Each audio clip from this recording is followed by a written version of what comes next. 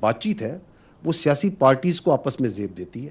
اس میں فوج یا ادارے بالکل مناسب نہیں کہ بات چیت میں. ایسے سیاسی انتشاری ٹولے کے لیے صرف ایک ہی راستہ ہے کہ وہ صدق کے دل سے معافی مانگے کہ اگر پاکستان کے نظام انصاف پہ یقین قائم رکھنا ہے اور جزا و سزا کا نظام جس پہ اللہ تعالیٰ کی یہ کائنات اور یہ قدرت اور یہ نظام چلتا ہے، اگر اس پہ یقین رکھنا ہے تو 9 مئی کے جو ملزمان ہیں اس کو کرنے والے اور اس کو کروانے والے آئین اور قانون کے مطابق انہیں سزا دینی پڑے گی.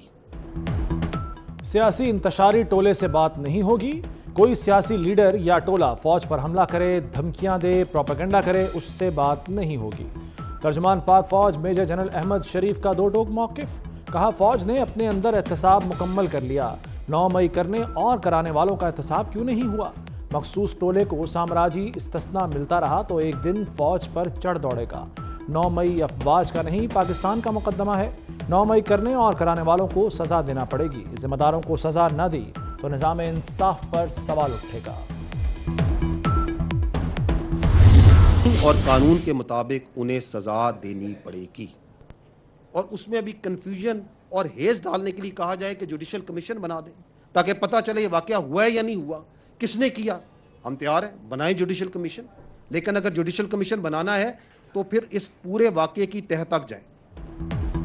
جوڈیشل کمیشن بنانا ہے تو معاملے کی تہہ تک جائیں. کمیشن دیکھے 2014 کا دھرنا کس لیے ہوا، بجلی کے بل جلائے گئے، نافرمانی تحریک کا اعلان ہوا، ایک صوبہ سرکاری وسائل سے اسلام آباد پر چڑھ دوڑا، پارلیمنٹ اور پی ٹی وی پر کیسے حملہ ہوا، کیسے IMF کو خطوط لکھے گئے. DGI SPR major general Ahmed Sharif کی پریس کانفرنس. کہا دیگر ممالک میں معاملات کو لمبا نہیں کھینچا جاتا. کیپٹل ہل میں گھسنے والوں کو سزائیں دی گئیں، لندن میں بلوائیوں کے لیے عدالتیں لگا کر سزا دی گئی. اشرافیہ ان ممالک کی مثالیں دیتے نہیں تھکتی.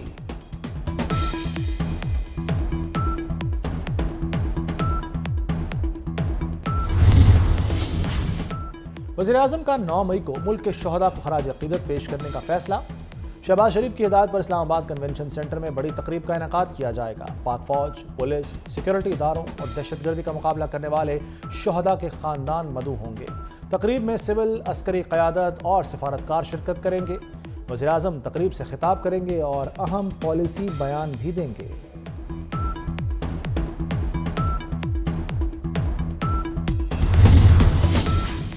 حکومت کا دہشت گردی کے خلاف متفقہ قومی بیانیہ اپنانے کے لیے مشاورت کا فیصلہ.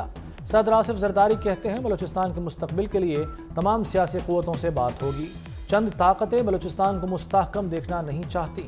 معاشی استحکام کے لیے اسمگلنگ کا تدارک ناگزیر ہے.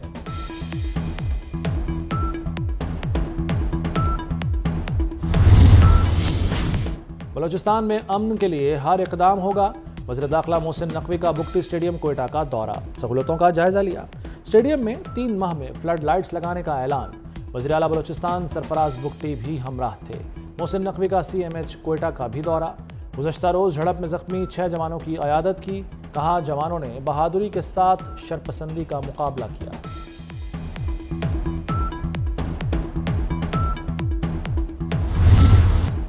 چھ ججوں کے خط پر از خود نوٹس کیس کی سماعت. جسٹس اطہر بن اللہ نے ریمارکس دیے عدلیہ میں مداخلت کو تسلیم کرنا چاہیے. ہائی کورٹ ججز نے کہا مداخلت ہوتی ہے، ججز نے جو کہا اس کا علاج بتائیں. چیف جسٹس قاضی فائز عیسیٰ نے کہا کہ وہ اس دلیل سے اتفاق نہیں کرتے، ایسا ہے تو آپ کو یہاں نہیں بیٹھنا چاہیے. ایسا کہنے والے جج کو گھر چلے جانا چاہیے. عدالت کے پاس توہین عدالت کا اختیار ہوتا ہے. جسٹس اطہر بن اللہ بولے ہم خوفزدہ کیوں ہیں، سچ کیوں نہیں بولتے.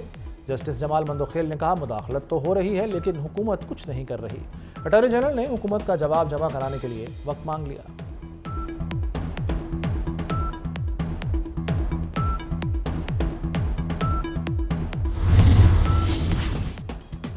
وزیراعظم شہباز شریف کی سعودی وفد کا دورہ کامیاب بنانے پر وفاقی وزراء کو مبارکباد. کہا سعودی وفد کی تعریف سن کر دل خوش ہوا. وفد پاکستان سے خوش اور مطمئن ہو کر گیا. وفد سربراہ نے کہا کہ ایسا تجربہ پہلے کبھی نہیں دیکھا. کابینہ اجلاس میں گندم درآمد اسکینڈل کی تحقیقات کا جائزہ. ملکی معاشی صورتحال پر بھی تبادلہ خیال کیا گیا.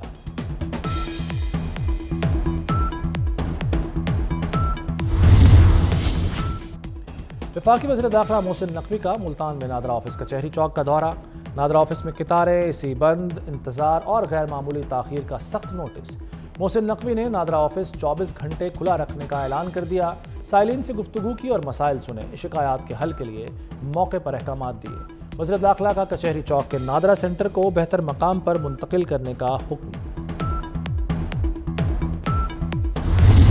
پینشن کا بوجھ ہے اس کو اس طریقے سے by changing the service structures over a period of time, یہ کوئی ایک چیز نہیں ہے کہ ایک دم آپ کو سوئچ آن کر دیں تو یہ ہو جائے گا، لیکن آپ نے اس کو اس طرف اب لے جانا ہمیں پڑے گا تاکہ یہ جو پینشن کے خاص طور پہ جو خرچہ ہے یہ آہستہ آہستہ یہ ہمارے قابو میں آئے۔ وزیر خزانہ محمد اورنگزیب نے پینشن اصلاحات کو ضروری قرار دے دیا۔ پینشن ملکی خزانے پر بڑا بوجھ ہے، ریٹائرمنٹ کی عمر بڑھانے سے ریلیف ملے گا، ملک چندے سے نہیں ٹیکس دینے سے چلے گا، تنخواہ دار پر 50,000 سے ٹیکس لاگو ہو جاتا ہے، کسی ایک طبقے پر ٹیکس کا بوجھ ڈالنا حل نہیں۔ کمپنی کی غفلت کا خمیازہ عوام کیوں بھگتیں؟ وزیر داخلہ محسن نقوی اوور بلنگ کے خلاف ڈھال بن گئے۔ اوور بلنگ، بجلی چوری روکنے کے لیے کریک ڈاؤن تیز کرنے کا حکم۔ محسن نقوی نے کہا ڈسکوز کی نااہلی کی سزا شہریوں کو دینا قبول نہیں، ملوث عملے کو بھی سزا بھگتنا ہوگی۔ پنجاب میں میگا ترقیاتی منصوبے لانے کا فیصلہ، بجٹ میں 1000 ارب کے 500 نئے منصوبے شامل کرنے کی سفارش۔ ٹرانسپورٹ سیکٹر کے لیے 666 ارب، زراعت اور ہائر ایجوکیشن کے لیے 88 ارب تجویز، ہیلتھ کی 30 نئی اسکیموں کے لیے 120 ارب مختص، بلدیاتی اسکیموں کے لیے 440 ارب کی تجویز۔ فارمی چوزے کی افغانستان برآمد پر پابندی، برائلر گوشت کی قیمت آسمان سے زمین پر آ گئی۔ لاہور میں ایک دن میں برائلر گوشت 78 روپے سستا، سرکاری قیمت 470 روپے کلو ہو گئی۔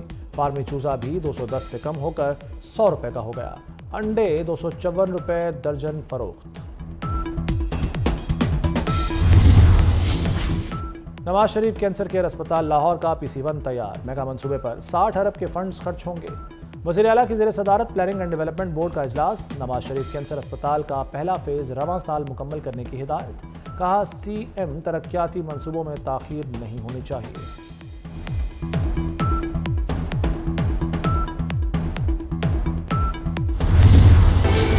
غزہ پر اسرائیل کا بڑا حملہ، اسرائیلی ٹینک رفح میں داخل ہو گئے، تازہ حملوں میں 20 فلسطینی شہری شہید، اسرائیل نے رفح کراسنگ پر قبضہ کر لیا، بارڈر کراسنگ کا کنٹرول سنبھال کر امدادی راستہ منقطع کر دیا۔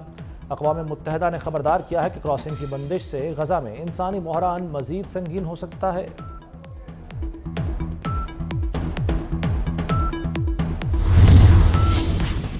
متحدہ عرب امارات کے شہر عجمان میں جنونی شخص کے ہاتھوں خاتون قتل، حملہ آور نے دکان کو بھی آگ لگا دی، آگ مارکیٹ تک پھیل گئی۔ خاتون کو بچانے کی کوشش میں 3 دکاندار زخمی، ایک کی حالت نازک، تینوں زخمی دکانداروں کا تعلق پاکستان سے ہے۔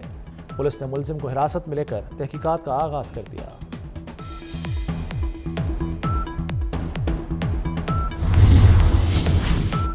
پاکستان کا پہلا چاند مشن کامیابی سے جاری، satellite iCube Qamar deep space میں داخل، سیٹلائٹ ڈیپ سپیس میں ایکٹیو ہو گیا، سولر پینل بھی کھل گئے۔ سیٹلائٹ آج دوپہر چاند کے مدار میں داخل ہوگا۔ چاند کے مدار میں داخل ہونے کے 48 گھنٹے بعد سیٹلائٹ تصاویر بھیجے گا۔